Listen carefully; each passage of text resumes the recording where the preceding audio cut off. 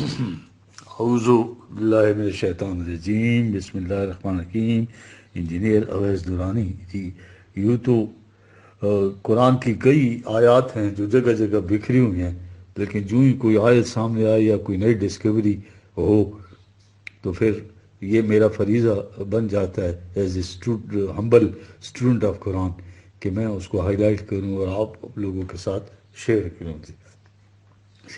اب کائنات میں جو وحدت کا امیزنگ سلسلہ ہے، ماہر الکل سلسلہ ہے، اس میں جو آیا ہے 31/28 جی، وما خلقوکم ولا باسکم الا کنفس واحدہ، ما خلقکم ولا باسکم الا کنفس واحدہ۔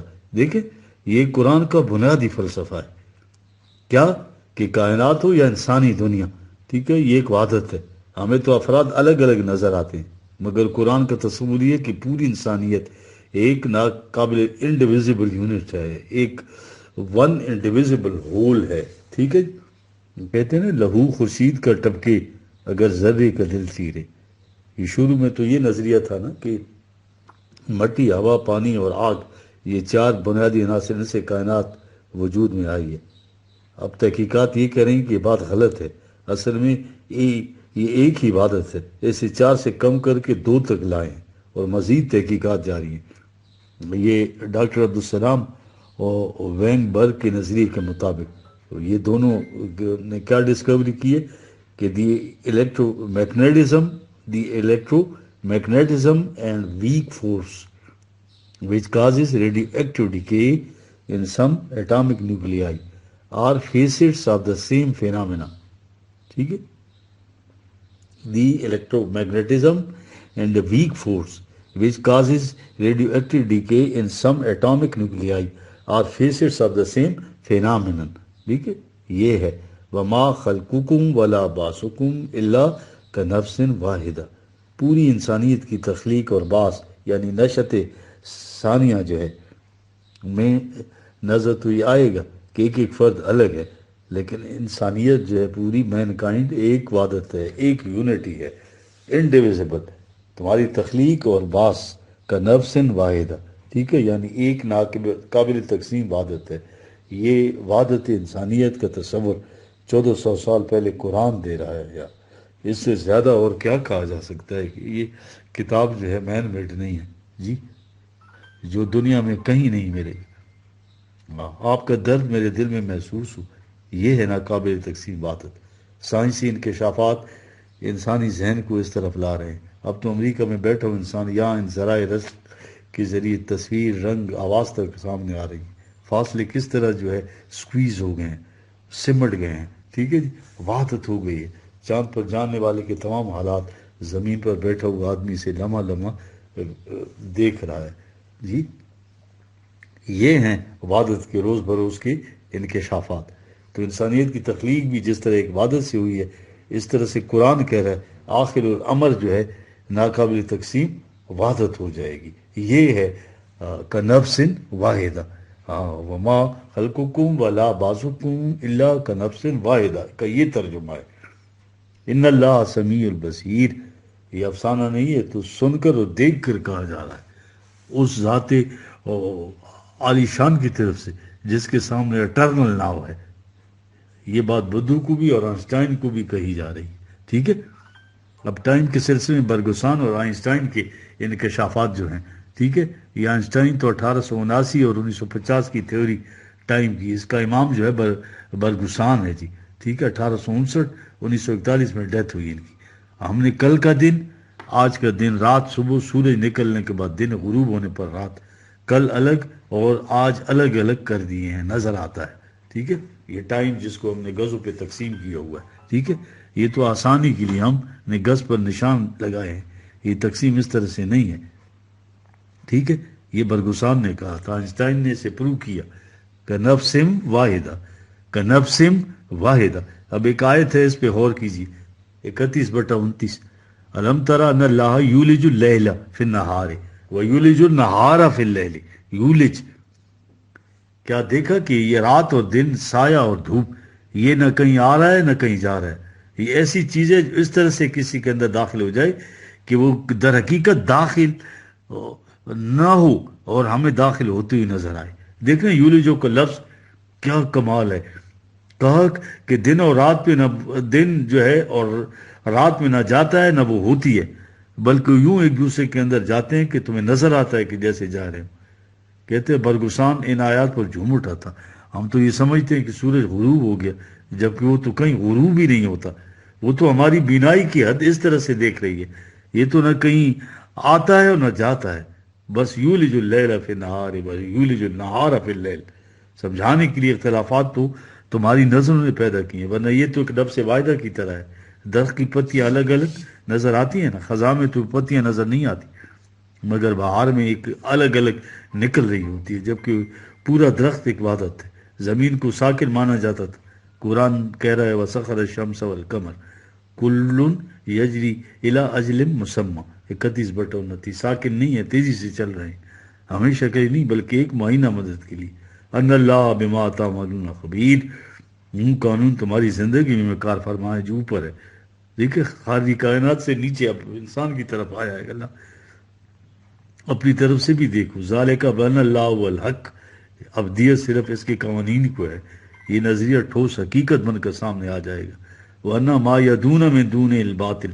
31 اس کے علاوہ سارے نظریات تخریبی اور مٹ جانے والے ہیں، چاہے یہ پلیس روڈ کے ہوں یا کسی کے بھی ہوں. یہ جتنا گند پھیلا رہے ہیں قرآن کے پیرالل، ٹھیک ہے، یہ سارا کچھ یہ دون ہی ہے. یہ سارا کچھ سمجھ گئے.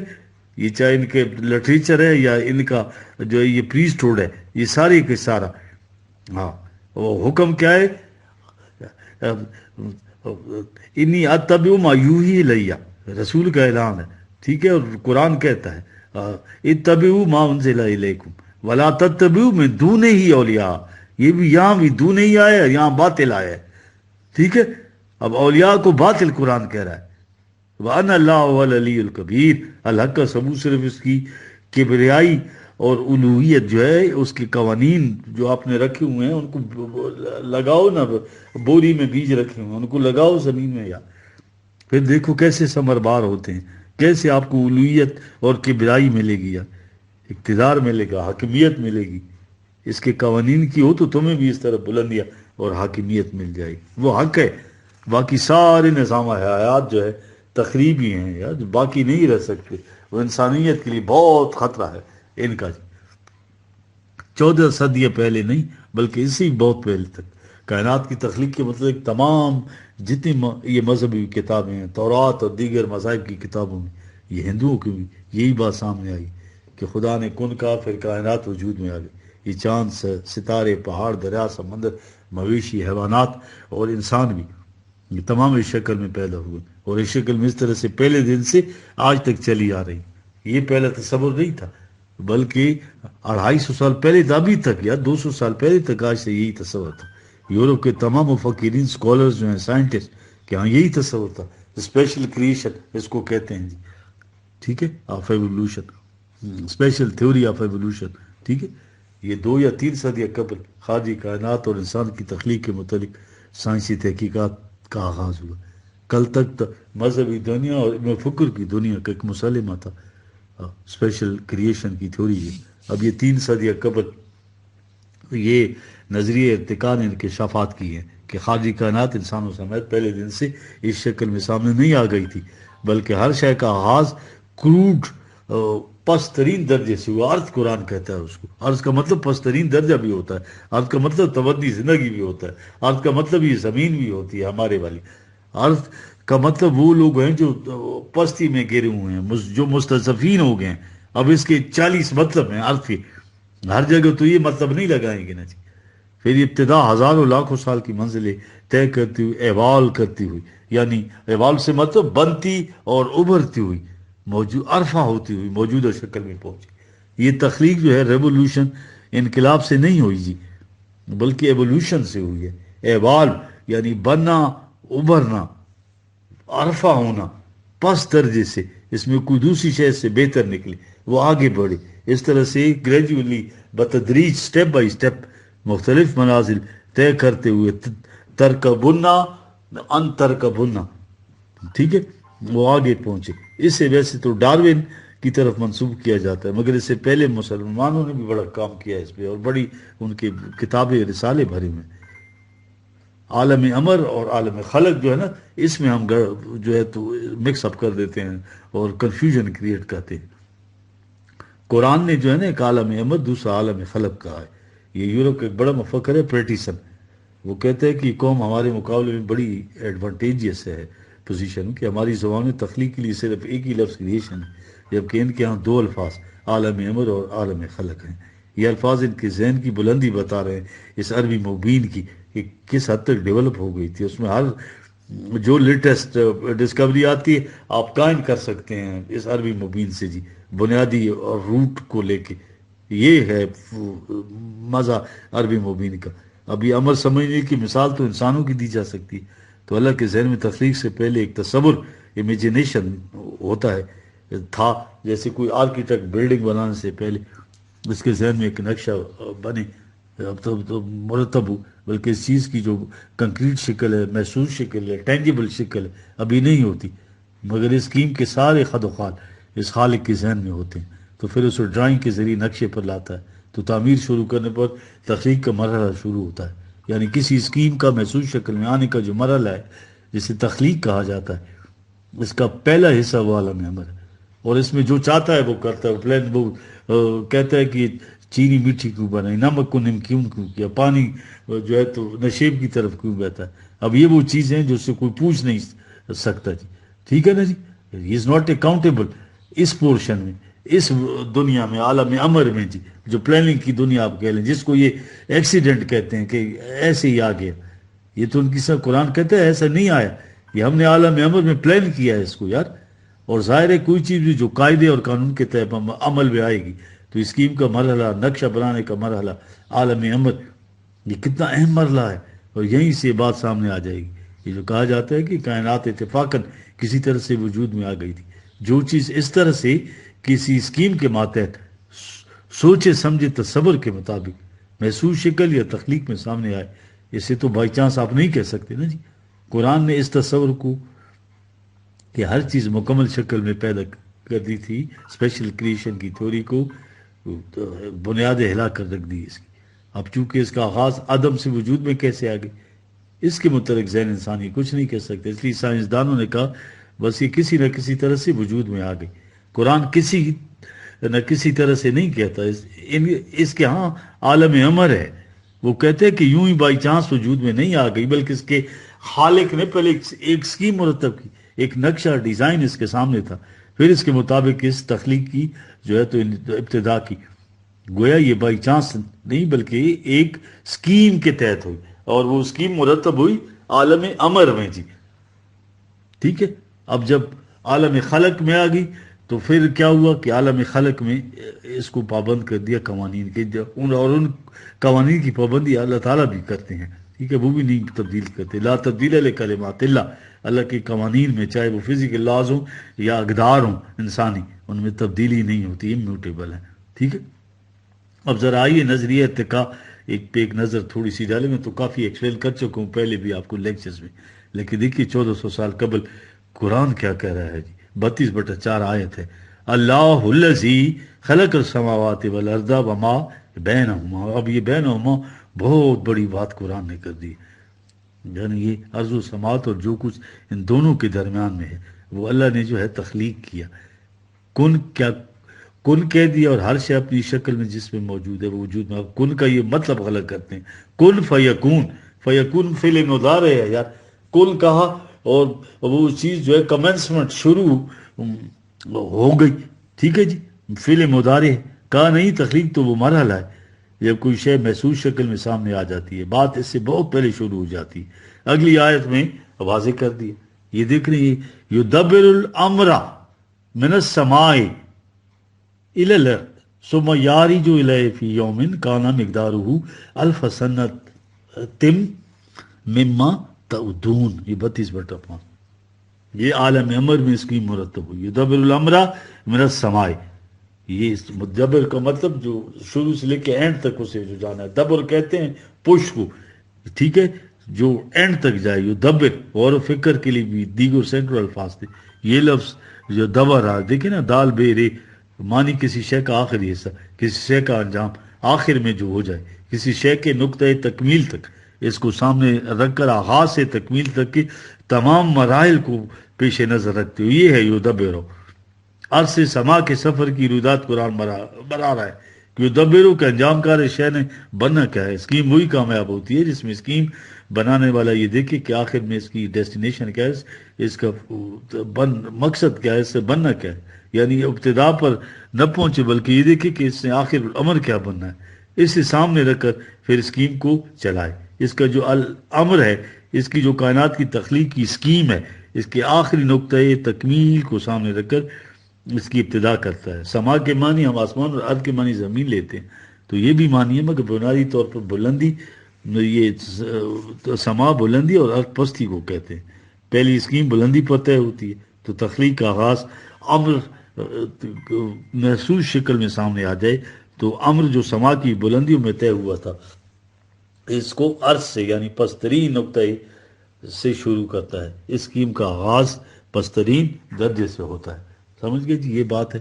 سما یار جو الہی، اب یار جو کا لفظ قرآن نے کیوں بہت 32 بڑھتا، پھر اس سے اسے بلندی کو طرف لے جاتا ہے، آگے بڑھ رہی ہے، بلند بھی ہو رہی ہے. یار جو ارجا، عروج، سیڑھیوں کی طرح اوپر چڑھنا، درجہ بدرجہ بتدریج ہونا، درجہ سیڑھی کے ڈنڈے کو جو بلندی کی طرف لے جائے. عروج میں بلندی، مگر مدارج کی روح سے. معراج اس لیے سیڑھی کو کہتے ہیں. ان ربی اللہ صراط مستقیم، ساتھ ہی وہ ظلم عارج بھی ہے یار، توازن کے راستے پر اللہ چلا جا رہا ہے. ٹھیک ہے جی، ملک کائنات چلا رہا ہے اللہ، یہ مطلب ہے اس کا. ان مدارج جو ہے ارتقائی منازل کے لیے قدرت کا ایک ہی دن جو ہے 50 ہزار سال، یہ کروڑوں سال، اربوں سال سمجھ لیجیے. یہ تو قرآن نے کوئی کیلکولیشن ایسی تھی، مراد یہ ہے کہ ایسا فگر جو انیومریبل ہے، کاؤنٹلیس ہے، وہ سیدھی بھی جاتی ہے اور ساتھ ساتھ اونچی بھی چڑھتی جاتی ہے. ٹھیک ہے، غبارے یا جہاز کی طرح فوراً اونچا نہیں، بلکہ بتدریج، سٹیپ بائی سٹیپ آگے بڑھتی ہے اور اوپر اٹھتی جاتی ہے. اللہ ظلم عارج اور رفیع الدرجات ہے. دیکھیں، رفیع الدرجات ہے. ٹھیک ہے، وہ سیڑھی کے ڈنڈے سے بلندیاں دینے والا ہے، سیڑھیوں کے درجات کے ذریعے. بتدریج، یکلخت نہیں، یہی تو ارتقاء ہے یار، نقطۂ خاص سے آہستہ آہستہ سے تکمیل تک پہنچنا ہے. عروج ہے، بلندیاں، مگر درجہ بدرجہ، یکلخت نہیں. مراحل میں سے یوم سے مراد مرحلہ، مینز پیریڈ، وہ جو کروڑوں اربوں سالوں کا یوم سے یہ میرا مطلب ہے. کانا مقدارو الف سنتم مما تعودون، ایک ایک روز تمہارے حساب و شمار سے ہزار. دوسری جگہ 50 الف سنہ کا ہے، 70/4. بتدریج ہر لاکھوں ہزاروں سال میں ہر شے اس کے نقطے تک جو اس کے لیے مقرر پہنچتی ہے. اب دیکھیے منزل کے لیے سم ڈائریکشن کی اہمیت کیا ہے. اب اس ارتقاء میں بتدریج جانا بھی ہے، اس کے لیے الہ کا ہے، سمت ہے. منزل تک پہنچنے کے لیے سم ڈائریکشن کا ہونا کتنا ضروری ہے. یہ ایک کتاب ہے نا گلبرٹ کیت کی، ٹھیک ہے، این ایسے آن ہیریٹکس. ایک جگہ ترقی یا پروگریس کے بارے میں لکھا ہے اس نے، یہ بےمانی ہو جاتا ہے تا وقت کی پروگریس، سمت کا تعین نہ ہو اور سمت بےمانی ہو جاتی ہے اگر آپ ڈیسٹینیشن جو ہے نسب العین کا تعین نہ کریں. اس آیت میں الہ جو ہے سمت کی طرف اشارہ ہے. الہ میں ہو نے بات واضح کر دی کہ وہ نقطۂ تکمیل جو اس نے طے کیا ہے، اس لیے کہ آگے بڑھنے اور بلند ہونے کی جو ڈائریکشن ہے اس نقطۂ تکمیل کی طرف ہے. ہمارے ہاں ترقی کے لیے ارتقاء ہے نا، ترقی جو ہے ارتقاء سے ہی ہے نا، یعنی رقا کے معنی بھی بلند ہونا، لیکن قرآن نے اس کے لیے عروج کا لفظ استعمال کیا. اس میں ہر شے کے آگے بڑھنے اور زندہ رہنے کے لیے حرکت و جد و جہد جو ہے تو لازمی عنصر ہے. اگر اس راہ میں جو رکاوٹیں اور جو موانعات آتے ہیں اور ان کے ساتھ کلیش ہو تو جو شے اس تصادم میں غالب رہے وہ زندہ رہتی ہے. دیکھ رہے ہیں جب راستے میں اس معنی کو چھوڑ دے تو وہ ایک قدم آگے بڑھتی ہے. یہ ہے ارتقاء، یہ اس کی بنیاد ہے. یہ دیکھیے جو فوسلز، یہ آثار متحجرہ جو ملے ہیں زمین سے، برفوں میں دبے ہوئے پنجرے، بڑے بڑے عظیم الجثہ جانوروں کی، یہ تھے وہ جن میں صلاحیت ان معانے کے مقابلے کی ناپید تھی. تو یا تو وہ وہی جو ٹھٹر کر جامد ہو کر رہ گئی، یہ قرآن جس سے یہ جہیم ہو گئے، اس سے جہنم یہی ہے. اور جن میں صلاحیت تھی وہ آگے بڑھ گئی. جس طرح یہ ہماری سارا پریسٹ ہوڈ جو ہے یہ پی ایچ ڈی کی ہوئی ہیں یار، یہ سارے متحجر ہیں جہنم میں. آپ کو نظر نہیں آتا یار؟ ستیزہ کار رہا ہے ازل سے تا امروز، اقبال کہہ رہا ہے ستیزہ کار رہا ہے ازل سے تا امروز، چراغ مصطفی فوی سے شرار بولا ہوئی. حیات شول مزاج و غیور شور انگوز. یہ حیات زندگی کے بارے میں بتائے. سرشت اس کی ہے مشکل کشی جفا طلبی، کلیش میں خوش رہتی ہے یہ اور بڑھتی ہے، ڈیولپ ہوتی ہے لائف جو ہے. سکوت شام ستا نغمہ سحر گاہی. دیکھ رہے ہیں کیسے ڈیولپ ہوا. ہزار مرحلہ ہائے فغان نیم شبی، کشا کشو زمو گرما تپو تراش و خراش، زخا کے تیر دروں تاب شیشے انبی. ٹھیک ہے، وہ مٹی سے وہ دیکھیے شیشہ حلب کا بن گیا، شیشہ حلبی. مقام بست و شکست و خوشار و سوز و کشید، میان قطر نیساں و آتش نبی. اسی کشا کشے پیہم سے زندہ ہیں اقوام، یہی ہے راز تب و تاب ملت عربی. مغاں کے دانے انگور آپ بھی سازد، ہاں ستارہ می شکنت آفتاب بھی سازد. شراب کو کشید کرنے والے انگور کے دانے کو توڑتے تو اس میں رس ہوتا ہے، نشہ نہیں ہوتا. یہ ارتقاء کی پہلی منزل. جب تو کوئی ٹوٹتا نہیں تو اگلی منزل میں نہیں پہنچتا. جب ٹوٹ کر اگلی منزل میں پہنچ جائے تو وہی شراب جو ہے شیرہ بن جاتی ہے. دیکھ رہے ہیں ظالم کا عالم الغیب و شہادت العزیز الرحیم 32/6.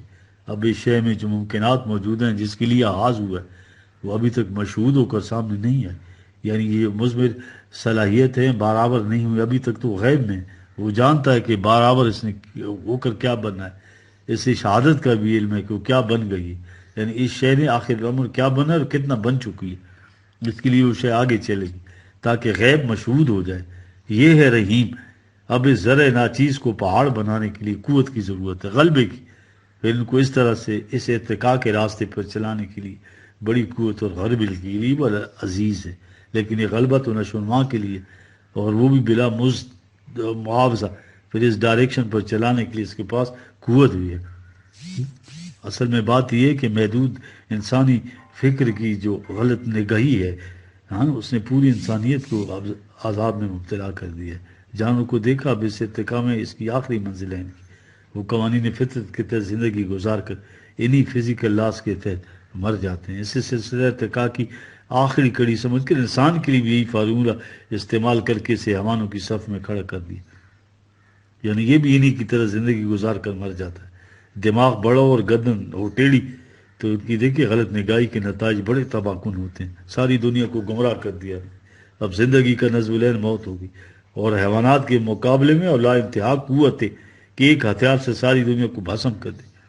ساری قوتیں دوسرے انسانوں کے خلاف استعمال کر رہے ہیں. دیکھ رہے ہیں کیونکہ اس بلند نظم العین کو انہوں نے ختم کر دیا. ساری چیزوں سے انکار کر دیا، بئی سے، اللہ سے، کتابوں سے. ٹھیک ہے جی. مغرب زتو بیگانہ، یہ جو ان کی زندگی کا یہ تصور کہ زندگی بس یہی ہے، یہ ہے تہذیب مغرب. اقبال نے اسے تہذیب مغرب کہا ہے. وہ کوئی ان کا لباس یا وہ نہیں ہے رہن سہن، یہ تصور جو ہے ان کا، یہ جو ان کی آئیڈیالوجی ہے، یہ ہے تہذیب مغرب. یورپ اور شمشیر خود بسم الفتات، زیر گردوں رسم لادینی نہاد. یورپ خود اپنی تلوار سے جو تڑپ رہا ہے، اور اس نے آسمان کے نیچے یہ جو سیکولرزم ہے اس کے بیج بوئے ہیں. در نگاش آدمی آب و گلس، ان کے تصور کے مطابق آدمی کیا ہے؟ بس پانی اور مٹی سے بنا ہے، ختم. کاروان ہے زندگی بے منزلت. اور یہ زندگی کا جو کاروان ہے اس کی کوئی ڈائریکشن لیس ہے، پرپز لیس ہے. کہتے ہیں قرآن نے کہا ٹھیک ہے یہ تخلیق کا آغاز پستی سے ہوتا ہے اور بلند سطح تک جاتا ہے. ایک منزل تک ہر شے جاتی ہے. آم کی گٹلی کی انتہا آم ہے، یہ اس کی انتہا ہے. شیر کا نصب العین شیر، بکری کا بکری. 10 لاکھ سال پہلے بھی اور اس دور میں آج بھی اس کے لیے یہی نقطۂ تکمیل ہے. مگر انسان ان سے الگ تھلگ ایک نئی منزل انسانیت رکھتی ہے. دیکھ رہے ہیں الذی احسن کل شیء خلق، 32 سال یہ ہے شے تخلیق کر کے اس میں اعتدال رکھ دیا. وہ بدا الخلق الانسان من تین 32 انسان کی ابتدا بھی دیگر حیوانات کی طرح بے جان مادے سے کی. سمجھ رہے ہیں؟ یہ ٹھیک ہے، دونوں ایک فزیکل ایک ہیں، ان کا جو فزیکل سیلف ہے وہ جانوروں میں اور ان میں کچھ فرق نہیں ہے. ٹھیک ہے، تھوڑے وہ بڑے ہیں ان کے اعضاء اور ان کے تو جو ہے میں نیچے چھوٹے. ثم جعل نسلہ من سلالۃ من ماء مہین، پھر اسے 32/8 پھر اسے منازل میں سے گزار کر جہاں اس کی افزائش جو ہے افزائش نسل عورت اور مرد کے اختلاط سے ہوتی. یہ تو حیوانی سطح ہے، حیوانی بچوں کو اس سطح پر چھوڑ دی، مگر اسے سمان شان آؤ خلقن آخر 23/14 یہاں ہونے کے بعد اسے ایک اور مخلوق بنا دیا جی، بالکل نئی الگ تھلگ مخلوق. ٹھیک ہے، ایمرجنٹ ایولیوشن کے ذریعے. اور نفخ فیہ من روح ہی. ٹھیک ہے، اب یہ صاحب بے ارادہ ہو گیا، اس کے اندر ہم نے اپنی وہ divine energy divinely related energy دی ہے، اللہ نے اپنی انرجی نہیں دی ہے. یہ غلط فہمی ہوتی ہے تصوف والوں کو. ٹھیک ہے جی. وَهَدَيْنَاهُ النَّجْدَيْنِ. ٹھیک ہے جی، 90/10 اور اس کو دونوں راستے بتا دیے اور کہا ڈائریکٹ کیا اے معلومہ شیتم 41/40. اب کائنات میں یہ واحد مخلوق ہے جو تخاطب کے قابل ہو گئی. ٹھیک ہے جی. وَجَعَلَ لَكُمُ السَّمْعَ وَالْأَبْصَارَ وَالْأَفْئِدَةَ 32 اب ضمیر غائب کی جگہ ضمیر مخاطب سیکنڈ پرسن پروناؤن آ گیا. اب منزل الی ربک المنتہا. اب جنت بھی آخری مقام نہیں ہے، وہاں تو آپ نے کیلولہ کر کے آگے جانا ہے، نیا پروگرام ملے گا وہ ان لوگوں کو جو صالحین ہیں. تمہاری منزل اب پروردگار کی طرح ہے. ٹھیک ہے، سیکولرزم میں تو انتہا پر جا کر موت سے خاتمہ کر دیا. تو تصوف والوں نے تو ذات کو اللہ کی ذات پہ مدھم کر کے اسے چھٹکارا پا لیا. میں تو نہ یہاں رہی اور نہ میں وہاں رہی، خود ہی دونوں جگہ تباہ ہو گئی. قرآن نے فی ربک المنتہا نہیں کہا، تمہاری انتہا خدا کے اندر ہے، یہ جو تصوف والے سمجھتے ہیں اس کو، بلکہ سمت وہی ہے الی ربک المنتہا. سمت بتائیے جی الی ربک المنتہا 53/42 کہ اس کی صفات اپنے اندر ریفلیکٹ کرتے جاؤ، منعکس کرتے جاؤ، اس کے رنگ میں رنگتے جاؤ. اللہ کے اندر جذب ہو جانا تو غیر کا قرآنی تصور ہے. عبادت وجود کا تصور تو یہودیت عیسائیت اور ویدانت کا تصور تھا. قرآن کا منتہا تو یہ ہے کیا؟ بخود محکم اپنی جو انڈیویجولیٹی ہے، ثبات ہے ذات کا، اس کو رکھو، سٹیبل رکھو. گزر اندر حضورش، اس کے حضور اللہ کے حضور جب حاضر ہو تو اپنے آپ کو سٹیبل، تو انڈیویجولیٹی ہے اس کو انٹیگریٹ کر کے رکھو. محکم سے یہ مراد ہے.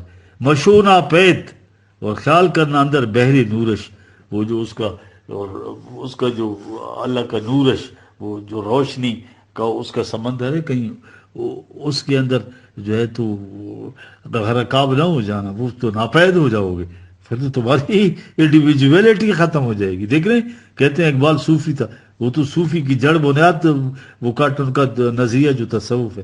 اقبال تو سیلف ایکچوائلائزیشن کی بات کرتا ہے اور وہ سیلف اینیہیلیشن کی بات کرتے ہیں صوفی جو ہے.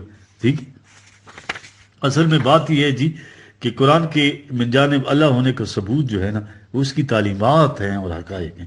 یہ ہے وہ چیز، قرآن کا منزل من اللہ، یعنی انسانی فکر سے ماورا سرچرچ میں سے آنا ہے. وہ اس کی معنویت اور اس کی تعلیم اور حقائق ہے. جہاں تک اس کے اسلوب بیان اور الفاظ کی سلیکشن ہے جی، وہ بھی کوئی معجزے سے کم نہیں. عربی زبان کی وسعت پھر اللہ کا الفاظ کا چناؤ جو ہے حیرت میں مبتلا کر دیتا ہے.